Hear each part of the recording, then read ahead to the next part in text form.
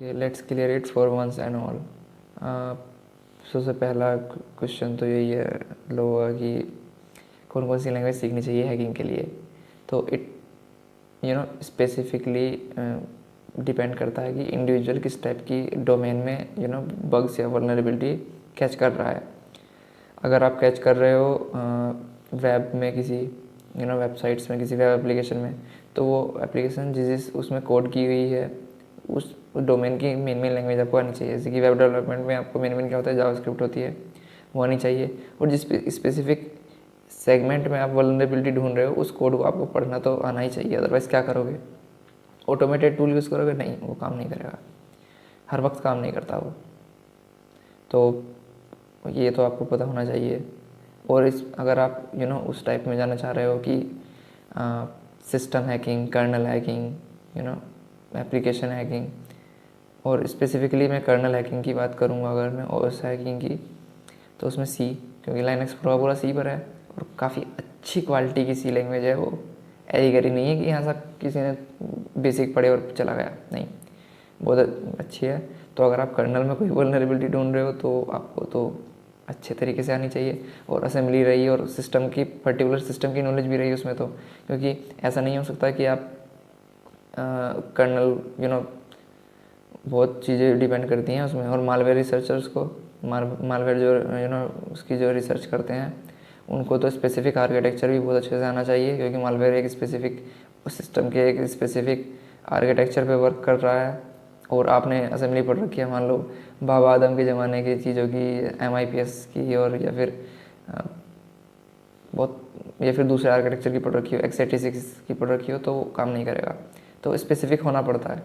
तो web development के लिए आप वेब डेवलपमेंट में जो यूज हो रही है मेन इस टाइम पर, क्योंकि आपको अगर वल्नरेबिलिटी ढूंढनी है तो इस टाइप के ऐप्स में ही ढूंढनी पड़ेगी ना।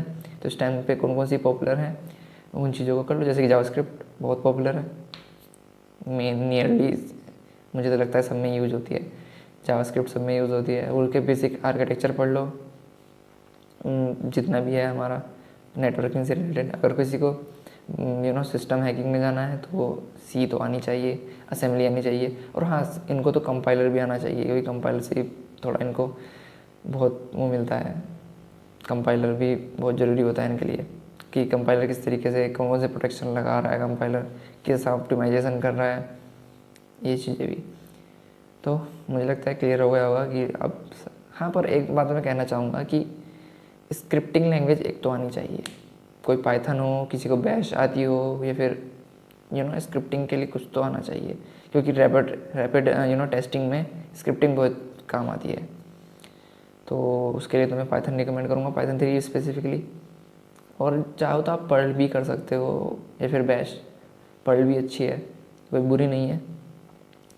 और पाइथन तो भाई तुम्हें एक तीर से कई सारे शिकार करवाएगी, वो स्क्रिप्टिंग के भी अच्छी है और वेब डेवलपमेंट में भी काम आएगी वो। मुझे लगता है क्लियर हो गया होगा। और आज के बाद ये क्वेश्चन दोबारा उठ के नहीं आना चाहिए कि एक हैकर को कौन कौन सी लैंग्वेज आनी चाहिए, क्योंकि मैंने बता दिया कि स्पेसिफिकली आपके डोमेन पर डिपेंड करता है, या आप जिस स्पेसिफिकली टारगेटेड आप किस चीज़ में वल्नरेबिलिटी ढूंढ रहे हो, किस चीज़ को आप एक्सप्लॉइट कर रहे हो, उस पर डिपेंड करता है। अब ऐसा भी पॉसिबल नहीं है कि आपने सी पढ़ रखी है, असेंबली पढ़ रखी है, और आप किसी वेब एप्लीकेशन में जाकर वल्नरेबिलिटी ढूंढने की कोशिश करो, नहीं हो पाएगा, बिल्कुल भी समझ में नहीं आएगा, या फिर कोई वाइस वर्सा। तो डिपेंड करता है आप कि कर क्या रहे हो। पर मैं एक बात कहना चाहूँगा कि you can't hack the system that you don't know how it's built.